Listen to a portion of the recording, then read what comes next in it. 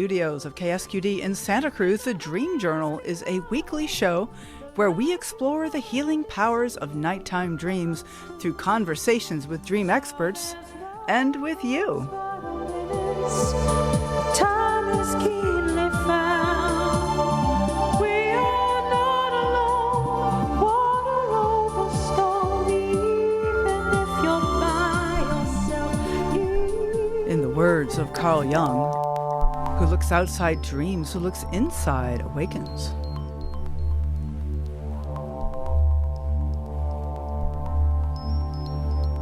Today's music created new for you again by Rick Cluffel.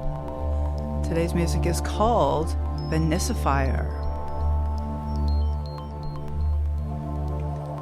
Dream Alchemy and Depth Psychology. Also Kabbalah, Tarot, and a touch of astrology.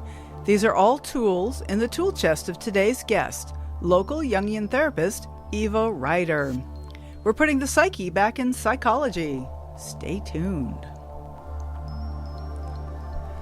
I am your host, Catherine Bell of Experiential Dreamwork, and welcome to the Dream Journal. The Dream Journal is also a weekly podcast. Please subscribe, rate, and review. But most importantly, tell your friends. The mission of this show is to get people talking about their dreams. So why don't you tell your friends you're listening to this new podcast? And by the way, do you want to hear last night's dream? Something about talking about dreams that's just so valuable. So archives are also available at Apple Podcasts and Spotify, and also at ksqd.org/the-dream-journal. So listeners will know I have a long-term theme of dream journals. Well, they're usually nightmares. This one was not a particular nightmare. This was just a dream journal dream. So it starts out several people are helping with the dream journal. Yay! Getting help so often I don't let in the help that's there, and in the dream it shows as if I'm alone. But in this one, I'm getting help. One is a dear friend of mine, a waking life friend, and I really like what she has to say. There's another person, a man, who is saying strange things that don't fit. But luckily his microphone is garbled and I can't really hear what he's saying. So, I've been mulling this over, and there's something about like letting in the good self-talk and kind of garbling up the stuff that doesn't seem to fit. So I think that's a sign of learning, that maybe I'm more open now to the positive inner voice as opposed to the one that goes gar, gar, gar, gar, gar. We all got one of those. Or am I the only one?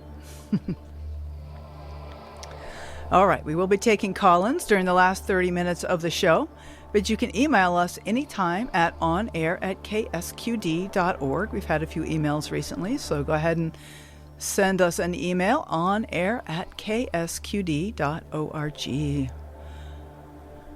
I'd like to welcome Eva Rider. Hello. Hello, Catherine. Okay, so glad to have you on the air. Good to be here. All right, so Eva Rider, MA-MFT, is a licensed Jungian-oriented depth psychotherapist, a workshop leader, and presenter. Eva's teaching incorporates dream work with fairy tale, myth, tarot, music, movement, and art, based in an exploration of the correspondences between Jungian theory, alchemy, and psyche or soma, as revealed through the Hermetic Tree of Life. Eva Rider is a graduate of the renowned Marion Woodman Body Soul Rhythms Leadership Training Program. Eva has taught dreamwork, Jungian theory, and myth at John F. K. University and teaches independently in the United States and in Canada and everywhere online. You can find our guest, Eva Rider, at reclaimingsoul.com. That's S-O-U-L, reclaimingsoul.com. Don't you want to reclaim your soul? So, Eva, so glad to have you on the show. You were actually one of my very first guests. If you, at least in terms of what I was actually publishing and putting on the air. If you go back through my archives, you're like the second or third actually published guest. And so it's been, 3.5 years, because we're coming up on our 4-year anniversary of the show. Wow. That was a different world. It was. Pre-pandemic. Very different world, for sure. It was a pre-pandemic world and pre-fire and all that. So So, Eva, we're talking about psyche, putting the psyche back in psychology. What is psyche to you? How would you define that, or how do you think about that? Well, psyche, very simply, is the Greek word for soul and is the basis of psychology. We use it less today in modern psychology, but it is the heart and, again, soul core of psychology. Absolutely. And some of the modern practices that do not involve a lot of psyche include like cognitive behavioral therapy and other things like that. Are there other, what else do you have? Like what kinds of practices do people use now? Because what you do is called depth psychology. And how does that differ from other kinds of psychology? Well, depth psychology includes the soul. And I would say cognitive behavioral psychology doesn't necessarily include the soul, nor does it include the unconscious. And when we're working with depth psychology, we're incorporating the unconscious and looking at the depths and searching for the connections to find meaning in our lives. Right, because meaning is really a really key part of the value out of life. Yes, for some of us, yes. For some of us, huh? Yes. What else is there? I mean, I'm just thinking that. Well, for some people, they might choose happiness as being what they're searching for in life, whereas other people use meaning. Meaning doesn't always include happiness. Ideally, it does. But to make sense of the chaos, certainly in these times, is helpful. Absolutely. Well, that's a good distinction because, I've been mulling over this thing that a lot of the things that I choose to do don't necessarily make me, quote unquote, happy, but they do feel very meaningful, even though they may be very difficult and cause me stress. Like even the show is kind of intense. I'm like, wow, here we go. And yet I wouldn't trade it for anything, and that I really value it, even though it doesn't really relate to, well, it brings me satisfaction, meaning, sense of meaning, but and happiness, I guess in a way, but that's not the primary goal. If I wanted to be happy, I guess I could be in a bubble bath all day or something. Yeah. Well, happiness is more of a transitory feeling often, whereas meaning is trying to look for something that relates to our why we're here, and ask questions of who am I? Why am I here? Do I have a purpose? Yeah. Absolutely, yeah. So, and then, and the depth psychology that you do, it addresses both of those. It addresses whatever the people really want to improve their life, whatever your clients are. Well, oftentimes, of course, people come because they're searching for meaning, or they've been through a crisis in their lives, and their world has been disrupted or has completely fallen apart, and they're looking for meaning, and they're looking for what now. Oftentimes people are in transition. Right. Yeah, so we'd be focusing, of course, in my work, we focus first and foremost on where the person is at that particular moment and what's happening. And, many people want to explore dreams, but of course not everyone. Exactly. So how do dreams address these issues? Like the sense of meaningfulness and happiness and whatever it is that we're seeking for, and transitions, as you say, like finding who we are in the moment. How do dreams address what's going on for us? What's been your experience with that? Well, from a Jungian depth psychological point of view, and from my own experience, Jung talks about dreams being primarily compensation. 90% of dreams are compensation, not all by any. And what that means is that the dream is telling us something that we don't know. And that's why Marie-Louise von Franz, his disciple in a way, had said, it's very hard to work on a dream by yourself, because we immediately, the ego, which is our known self, immediately tries to interpret it from the point of view of what it already knows. Oh, I know what this means. I know what this means. I mean, this has to do with what happened yesterday. but the dream actually will pull out elements, strands of experiences that might have happened yesterday, but it may be to point to something that is happening in the future. So the dream allows us, by having a relationship with the dream guides, we have guides, we can develop where it'll give us information we don't know that is in the unconscious that may allow us a different view of what it means to move forward, to connect the past, and also to experience what is going on in the present. So it does connect past, present, and future. Now, is that part of what's involved in dream alchemy? Well, dream, I spoke of alchemy because, alchemy is often embedded in the dreams. Right. Alchemy itself is the psychological processes from a Jungian perspective, because the ancient alchemies, the process was turning lead into gold. From a Jungian perspective, we're going to do that psychologically, not physically. So it's not completely a projection. But we would start with these. There are three phases, main phases. There are actually four, but three to look at in alchemy. And the first one is the nigredo, which is the breakdown of the old systems. And it's a very dark, the dark night of the soul. It can be described, experienced as depression, as something that is breaking apart, falling apart, disintegrating. What else can we say about that catastrophe? So I guess you're saying that people often go to therapy around depression or anxiety and that kind of thing, and yet sounds like you're saying that that's kind of the first step in the alchemical process. Yes, exactly. Yes. Yes, so that would be those stuck places. Often people come, as you know yourself, because they're having nightmares. Yeah. And they want to understand what the nightmare is saying. And the nightmare is a nightmare. It's a startled dream that is pointing to, okay, this is the piece you have to work on right now.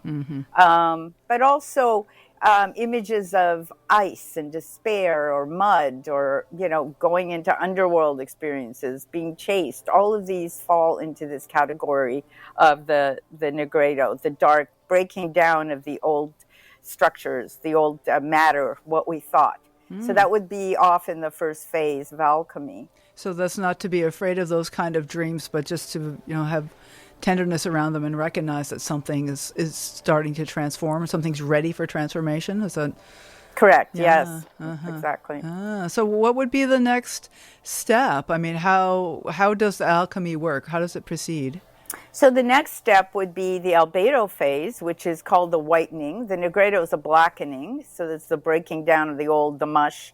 The albedo would be the whitening. And oftentimes in albedo, you're going to see the separation begin of the spirit from the body. And so you're experiencing flying dreams, sometimes falling dreams, but often even liminal places, which are the in-betweens, for instance, being stuck in an airport. Or anywhere where you're up above, but oftentimes flying dreams are albedo dreams. Well, I've certainly been stuck in an airport many, many times. Yes, that's a common one. Yes. Yes. Okay. And so this is then where the nigredo is transitioning to something that's actually moving. There's some sense of change, right? Yes, it's where, traditionally it says it's where the spirit returns. When you've been in a dark night, in a melancholia, when you've been really in a blue phase of your life, and there's no light there, then this is the beginning of the new light. So it's a whitening. It's the beginning of hope, but it's not grounding yet. Okay. The grounding comes. There's an in-between phase called the citrinatus, which is a yellowing, where you begin to see the sun rise, and that's a whole fermentation and phase. But within each of these, psychologically, there are 7 phases, which we won't go into. Oh, wow. So after the albedo, you have the return which is a reddening, which has to do again with the sun. The albedo has to do with the lunar, the moon phase. You now have a reflection. You're able to see yourself in the albedo phase. That's why you might be up in the sky looking down in a balloon or, sometimes just in your car seat or flying. As you come back to the rubedo, you may have images of the coming together, of a grounding. Foretelling might be a wedding, the birth of babies, greening. Greening is always the beginning of this new phase. Grounded, beautiful sceneries. Okay. And then what comes after the rubedo? Well, that's it. I mean, well, you don't just. Oftentimes, these processes repeat. There are spirals as opposed to a circle that now you're complete. But you might have the beginning of a new life now. When you're in the rubedo, the new sprouts are there. You're grounded in a new life, in a new reality, and it does require you to be grounded. And then, it may repeat. But of course, within these, there are many, many phases. As I've said, there are 7 phases within, and there are 3 what they call conjunctions. For instance, the wedding, the sacred marriage in the rubedo is called the conjunction. But that's not the end. But it is the coming together of the queen and the king, as they say in alchemy, the yin and the yang, the masculine and feminine, the dark and light. The opposites come together, and they in a sacred marriage they transform. And in that transformation, there's a new, greater self that emerges. And the dreams are always kind of pointing us and taking us in that direction. I like the way you're describing a new self emerges. So it isn't like we go through the cycle and then suddenly we're enlightened. It's like, okay, we have a new self, and then that new self itself can go through the different stages because there's more, There's always more. Yeah. Yes, it's a spiral. It's a spiral process where we're constantly growing towards some center of being. I have a question about dying and death in a dream. Often that's very transformative and yet very scary.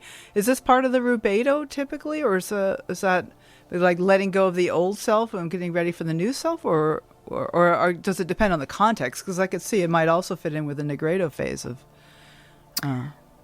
Well, that's a very interesting question in depth. Like death dreams often are can feel quite positive as you're moving into a new life. Certainly, I can't quite think of an example, but a sense of something ending and something new beginning, certainly. Right. Exactly. And it doesn't always feel positive in the moment, but I do like to hold the space that there is something positive here for me somewhere, even if it's scary or painful, and that sometimes letting go of who I really am right now, or who I think I am, put it that way, is a scary thing because I've built up so much of my life based on who I think I am, that the idea of transforming, and even in an inner way, this inner transformation can disrupt things in outer life. Yes, definitely. I mean, it's a process. I mean, and the process, and of course, in Jungian psychology and the dream work, is to take us towards wholeness. Yeah. And I don't know about enlightenment because I'm not really sure what that means. Yeah, exactly. Because it implies a kind of an ending. But certainly there are phases where there's going to be an enlightening, but it might be part of a process again, because we know very little. We're just like little star specks in the universe, ultimately. Right. Which is, we're part of the universe, but we're very small specks. Yeah. So this sort of progression, I presume, is going on in our unconscious through the dreaming mind that's kind of, comes out in the dreaming mind, whether we're paying attention to it or not. And there's some way that dreams sometimes seem to provide a kind of a warning, but, I don't always listen to the warnings in my dreams. Sometimes it's like more after the fact, like, oh, yeah. Guess I missed that one. Yes, I mean, if we pay attention, the dream will tell us where we are out of balance or where we need to readjust. But of course, if we don't pay attention, then we don't have that relationship with the dream guide, which is it's a really profound, as you know, work. Freud called it the Royal Road, I believe. Absolutely. Yep. Yeah. I have heard that for sure. And there is this this way that the dreams are truer than waking life in certain ways, that they really seem to get to the heart of what's really happening for me, and in a way that my waking mind doesn't see yet. Like, I don't know if you heard my dream at the top of the hour, where I'm hearing this feminine voice that I could hear it very clearly, and yet the masculine voice is kind of garbled and saying things I don't like.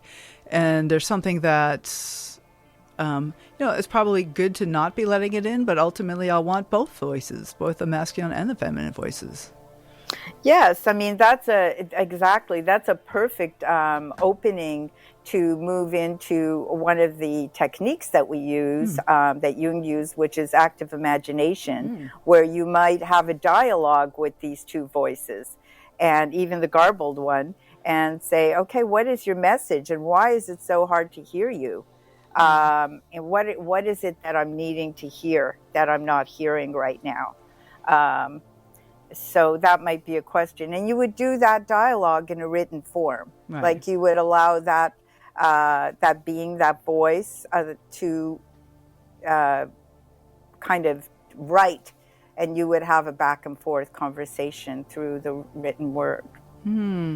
Yeah, so the active imagination is a way of tapping into the unconscious while awake, as I understand it. But of course there is the conscious mind, which is on guard while we are awake. And so do you have suggestions about how to get past that guard, or how to set the stage for the unconscious to speak even while awake? Well, the conscious, you're talking about the ego, Yeah. the ego being the known identity, and the ego often believes I am all there is. And so hearing these voices from somewhere else is very threatening sometimes to the ego. So with active imagination, you're using the images that come from yourself, from your dream world, and you are taking these beings. In different dreams, you'll be having conversations with different beings. In this case, perhaps with this woman, but also with this garbled voice. And you're just going to do what they used to call automatic writing, where you write down what this being says and then you respond. And you do that without thinking. So that allows that control that the ego tries to impress to draw back a little bit and allow this flow to happen. There are other ways to use with active imagination, doing art, creating mandalas, which are circles. So mandalas are symbols for wholeness, and so they can be very integrative. And then, of course, other techniques, so-called, are amplification is one of the things we might use, not in this dream. Like if you have a dream of a snake or a bear, you might want to look that up and see if that resonates. Not in a dream book, but in a symbols book, so that the symbol is an archetypal, meaning a universal one. You might get some information that way. Right. And then the last way is to look at the associations. Like, where have you potentially recently, in the last few days, encountered some kind of information coming from someone that might have been garbled, that wasn't clear, or what is it that is trying to communicate that isn't quite clear in the aeons? Well, you've really given me a lot to think about. I can think of applying this to the dream. There's definitely been some experiences in waking life that seem to be related to this. And so using these various techniques is a way of, does that kind of speed up the alchemy process, or kind of catalyze the alchemy process, so the journey becomes more smooth? Well, I think at any time we bring, as you know, the unconscious, a dream, into some form of consciousness, we're going to catalyze Yeah. the alchemical processes, which are moving us from bringing the unconscious into consciousness, lead into gold, so to speak, metaphorically. Yeah. So the journey is interesting. That the journey that we're talking about in the alchemy. There's other kinds of systems that invoke journeys as well. There's Kabbalah, the Tree of Life, which has its own progression, and there's also Tarot, which the whole major arcana are basically a journey starting from. Just you know the Tarot much better than I do. So Tarot and Kabbalah are things that you also work with, I know, and that you have a lot of experience with. How would you use those two? I want to call them techniques. Those two systems, those two systems of structure in a session with somebody, or how do you think about those in terms of the dream alchemy? Well, I wouldn't necessarily use the tarot in a dream session. It would be because I see the tarot as symbols, visual symbols that are archetypal, and so they would give us information about pathways if we meditate on them, but they're meditative tools. So they're not necessarily just dream tools, although they can overlap. The Kabbalah for me is a map. It's a map of psyche, cosmos, and body. And I use it as a map, and not to get into it because it's a huge subject, but each of the spheres on the Tree of Life, of which there are 10, potentially 11, correspond to an astrological element and to an alchemical experience. For instance, within the alchemy that we're talking about, if you're in a state of nigredo, there are stages within that, as I was saying, and these might show up on the tree. Like you might be going through an intense burning inside, or that would be the fiery phase. Then there's a phase in your depression where you might be very weepy, and that might be a dissolution, looking for a solution. And then there's a phase where you would want to separate so that you can have reflection. That's what we're talking about. At that point, you're in that albedo where you can self-reflect. You're separated from that one view. You're getting a new perspective. And then finally coming together into this sacred marriage where the two sides come together and transcend into perhaps a third. Now, all of these can be seen using the tree as a map. Right. So these ancient systems like the Kabbalah and the Tarot have both been around for centuries? Or? Well, the Tarot is actually not ancient. It's only been around, I don't know, maybe going back to the Middle Ages. Well, it's still centuries. Okay. Yeah, it's centuries. Right. Okay.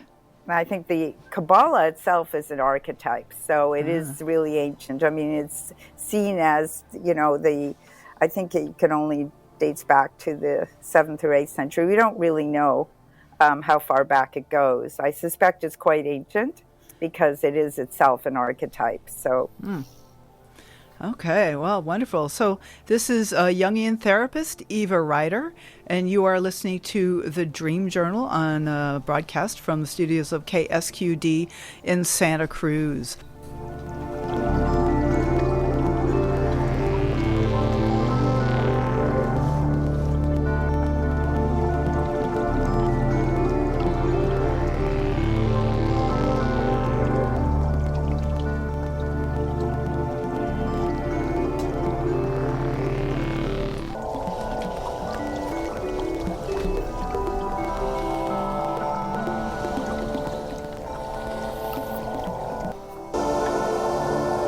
Okay, this is the Dream Journal. My name is Catherine Bell. Our guest today is Eva Rider, and we are talking about depth psychology. And we have a call from Carol from Scotts Valley. Hello, Carol. Hi, Catherine. Hey. Hi, Eva. hi. Hi, dream friends. That's it.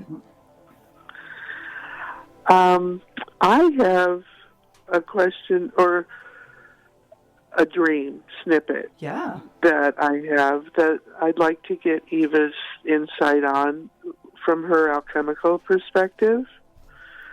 I Perfect. just want to say I've been struggling with remembering my dreams lately, but I've been very aware that I'm dreaming. And a lot of times it seems like I've been busy all night. And I even remember being aware inside the dream, but I'll be darned if I can remember the dream when I wake up. It's happening a lot.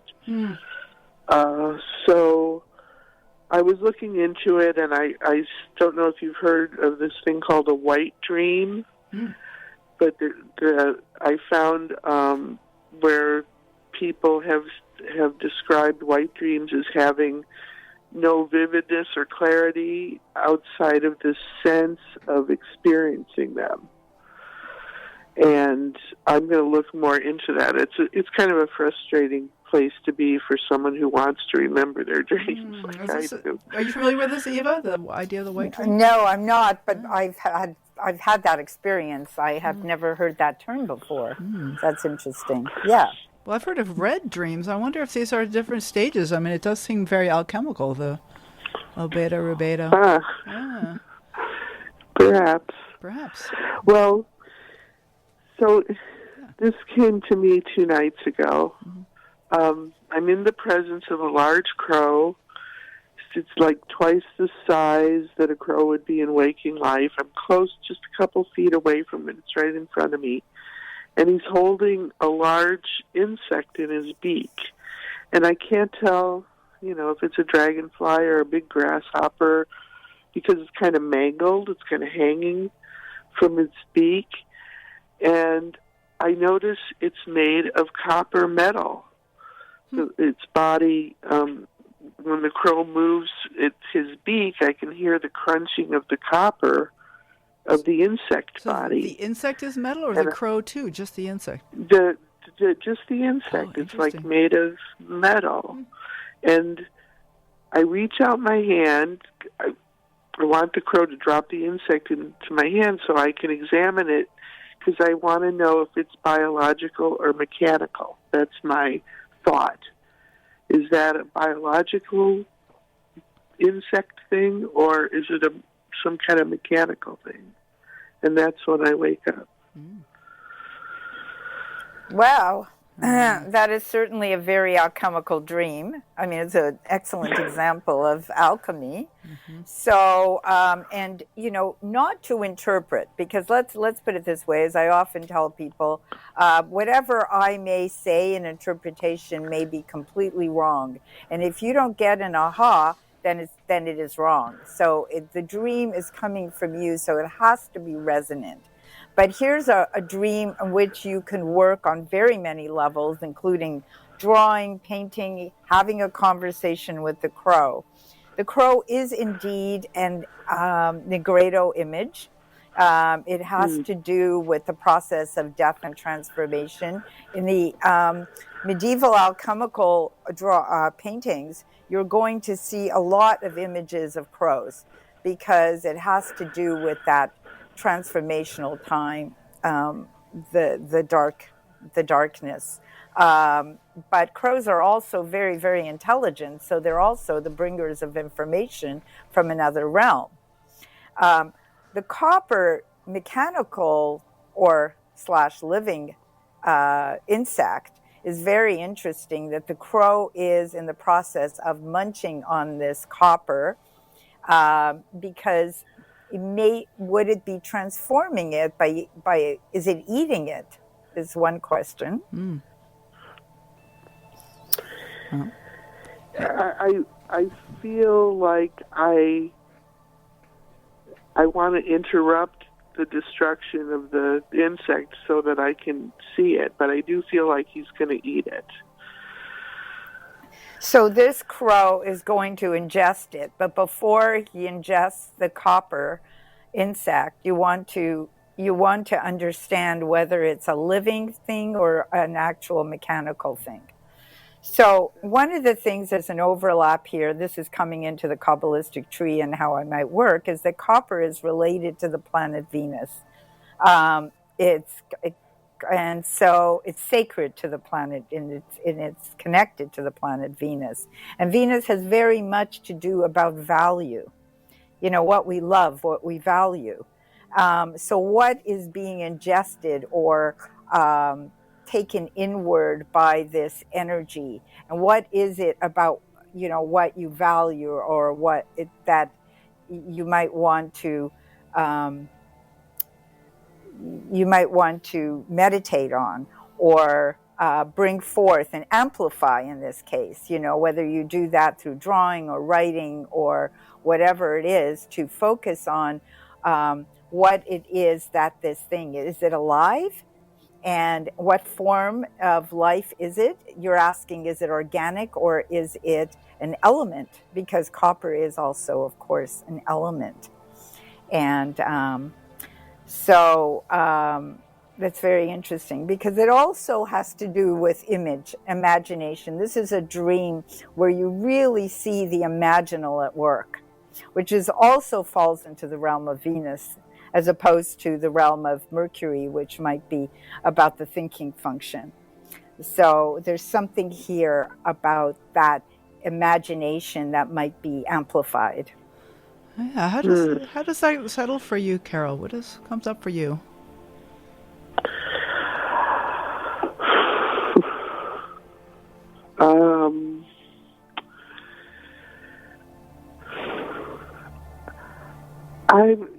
That's a good question. The feeling that I had was kind of unlike my usual feeling, where, like, if I'm seeing something like a cat with a mouse, I just I'm wanting to, if it's time to save the mouse, I will, but if it's too late, let the cat take it, type of thing. And with the crow, I just felt, hey, what is that you have there? I want to see it. I want to see, is that a mechanical thing or an organic thing? It was just a curiosity. Yeah, curiosity. That's powerful. I wasn't trying to, interrupt the crow, and he almost seemed like he was offering it in a way. Mm-hmm. That's why I put my hand out. I'm not sure. Was he offering or was I wanting? Or both? Yeah, it's a puzzle. Yeah, it is a puzzle, and that's the beauty of it, isn't it? Because there's that curiosity. You can then bring that into action by amplifying the dream. And you could, this is a beautiful dream to do an active imagination with, with actually have a conversation with that crow. And said, are you bringing this as a gift to show me? Or is this something that you want to ingest and make part of yourself? What is and even have a conversation, potentially a dialogue with this copper insect that is now about to be fuel for this for the crow. I just got tingles when you said that. That's a good sign. That's my aha, I think. Right. Yeah. It's incredible, because this kind of dream, which is just images that are really resonant and sometimes are so much more powerful because they're just the image than the dream. There are dreams where we get a complete story, right? Which is called the dramatic structure of the dream, where you go through a setting, and then there's a whole story that happens, and something trying to break into the conscious mind, and there's a resolution. This isn't that kind of dream. This is a very, very archetypal, symbolic dream, right? And it's so important to remember the symbol, when most often dreams are metaphoric and symbolic. The symbol is something that comes as a gift to us to bridge what is in the conscious mind with what is in the unconscious. Yeah, and the crow is extra large too, which puts emphasis on the symbolic kind of metaphorical nature of the crow. It's not a raven; it's a crow, but large. Exactly. Yes. Very particular. Well, I'm definitely going to try the act of imagination with this one. And, thank you so much. Thank you for calling. Thank you for Carol. that dream. That's a really amazing dream. It still resonates. Right. And if you're not getting a lot of different dreams, Carol, the ones you're getting seem very powerful and to the point. It's like, okay, let's go right to the crow. No story needed. And the insect, the copper insect. I mean, something about that. Those two. Yeah. I also feel like Carol, go ahead. Oh, I was going to say, I also feel like I want to draw a picture of it. Yeah, too, perfect. So. Yeah. Perfect. All right. Thank you so much, Carol. Thank you so much for that dream. Yeah. Thank you. All right. Bye. Bye now. Bye. Yeah, thank you. Thank you, Eva. That's beautiful symbology there. Yes, it was. You could really see that dream in your own imagination as it was being described. It's right. Very vivid. It brings to mind this idea of avoiding interpretation and just being with the image of the dream and letting that be the gift. Is the image, the crow itself, and holding this interesting thing, a holding of the metal insect, and then the curiosity about it. That seems like it's a welcoming of the dreamer. From a Jungian standpoint and working with dreams, once you've worked with dreams and studied it is Jung always interpreted dreams. Not to say that the interpretation is always accurate, but interpretation does point to my meaning. So sometimes just holding the image and not doing anything with it is not going to bring comprehension as much as trying to bring the meaning to eventually try to interpret it, not right away, but to circumambulate it, to play with it, to draw it, to just play with it until it finally sinks in and makes its meaning present. But I wouldn't draw completely away from interpretation, because then you're just holding something, and then there would be no access to meaning. Okay. So right. That's a good reminder. We just don't want to rush to interpretation, because I've certainly had the experience where somebody brings a dream and then they say, oh, and I know exactly what that dream means. It means this. And then I'm like, oh, well, then we're kind of like, how can we go forward now? Because there's like a pin in the butterfly on the mat. It's not floating around anymore. Right. And it's interesting, because Marie-Louise von Franz specifically, that when that happens, it's the ego interpreting the dream. I know what this means, because the dream is coming from what we don't know. It's coming from the unconscious. So when we interpret it from the conscious, we're interpreting it from the ego, and we're pretty much wrong. Pretty much guaranteed wrong. Pretty much guaranteed wrong, because what the dream is trying to show us is what we don't already know, what we're not conscious of. So that's why it really helps to have someone like yourself to help to unravel it.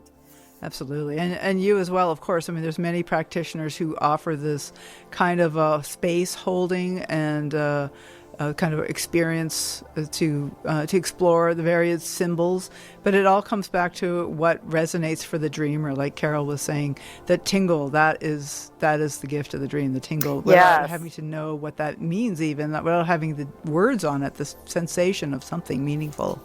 Yes, and we have those dreams. I mean, there are other kinds of dreams. There's the proprioceptive that Jung referred, I think that's what he called, the dreams that point to the future, which are fairly rare. Precognitive, perhaps? Yeah, they're precognitive, but it's called proprioceptive. Don't ask me why he called it that, but precognitive, precisely, but they're quite rare and they're quite precise when they happen, and they're oftentimes warning dreams. And then there's the big dream, which, are archetypal dreams. We may only get one or two, very few in a lifetime, But those are the dreams you don't even have to write down. They just resonate. But it may also take a lifetime to bring it to fulfillment because it points to a destiny.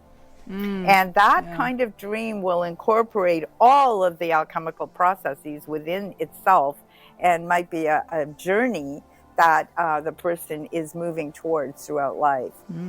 Right. Certainly I have childhood dreams that have stayed with me for decades, and they've changed over the years in terms of the way I think about them, but they stay with me. And so there's some way that they're kind of companion dreams, that they are part of who I am and how I think of myself.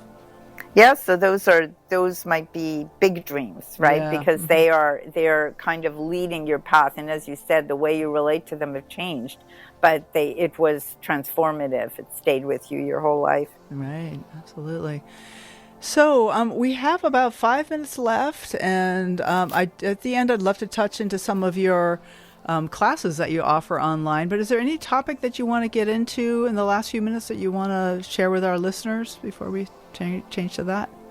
Well, let's see, what can we say? Okay, only the few notes that I've made is a dream linking the microcosm, right, of this world to the macrocosm, the archetypal world.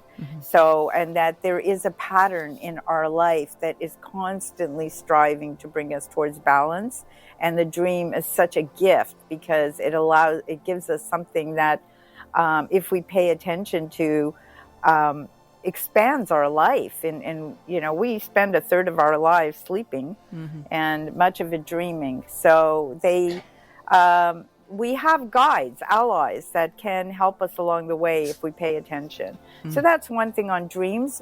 What I have been offering over the years, you're correct. I think one was Fool's Odyssey and Mystic Fool, which was a series which I did on going up what they call the serpent path, going from Earth toward the divine, using the major arcana as the pathways of initiation through the tree of life. And then the next one, which was Sophia Sparks, where we returned, coming down the tree, bringing spirit into the body, bringing spirit into matter. And I think our task right now, all of us, is how do we bring that which is unconscious into consciousness, into this world that's struggling for balance right now. And so the tree is a beautiful map for understanding the different levels, for understanding, as I mentioned, body, matter, earth, psyche, which is soul, and then also the archetypal world, which is divine, which is beyond that, and how we are constantly dancing between we are on a spiral journey, so to speak, throughout life. So Sophia Sparks goes into that, and that's about to be released hopefully by the end of this month. And where can people find that? That will be available on my website. There's not enough information there. They can write to me at Eva Rider at reclaimingsoul.com, and it will be available through Better Listen, Wisdom Feed, and also there'll be information on my Facebook page, Reclaiming Soul, on that. Okay. And Yeah. Okay. That's fabulous. And what are you looking forward to? What's coming up for you next that you're excited to share with us? Well, that's I'm just taking it moment by moment right now. So I'm going to be continuing to do the work and continuing to study. So I will see. Wonderful. It's a treat to have you on today, Eva. And this is Eva Rider, again, a Jungian therapist from Santa Cruz. And do you have any just last-minute encouragements for the listeners? Yes, I really encourage everyone to keep writing your dreams when you can, to keep inviting them in before you go to sleep and writing them. And as Carol pointed out, and we all experience, there are times when they're not going to be there. It's going to be difficult to grasp them as the white dream. But write down anything, grasp anything that you can, draw it, paint it, dance it, just write it, and definitely find someone that you can tell your dreams to. Love that. Thank you so much, Eva. Thank you so much for having me, Catherine. It was a pleasure. Glad to have you on the air. Okay. So we got some appreciation on iTunes recently. The review says, great topic from Dream of Dreams. I really love this podcast. It's about dreams and it's done in a really thoughtful way. There's exploration of specific dreams, but also what dreams are like in general and how dreams affect our lives. Thank you so much, Dream of Dreams. So next week will be a broadcast of a replay of a favorite episode, Black Noise Sound Journeys with Victoria Rogers. We will live in the future that we dream of today. Call in your freedom now. You can join that conversation. Well, it won't be live next week, but you can listen live Saturday mornings at 10 a.m. Pacific at ksqd.org live stream. The podcast replay will be released on Monday following the show. I am Catherine Bell. This has been the Dream Journal. Thanks for listening. You can find out about my own dream coaching practice at experientialdreamwork.com. Email me at katherini@ksqd.org. The Dream Journal is produced at the studios of KSQD in Santa Cruz, California. Archives and 24/7 live stream are available at ksqd.org. Remember to subscribe, rate, review, and tell your friends. I'd like to thank Rick Kleffel, engineer and music creator. You can find the ambient music at pandemiad.com. Tony Russimano for phones, Eva Milady for audio editing. The intro music is Water Over Stones. Outro music is Everything, both by Mood Science. Tomorrow morning when you wake up, take a minute to write down your dream and bring it to the next Dream Journal. And everyone in the world knows that so much is wrong,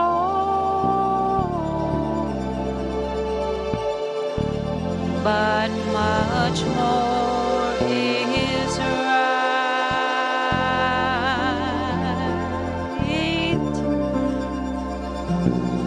We see in the darkness by shine.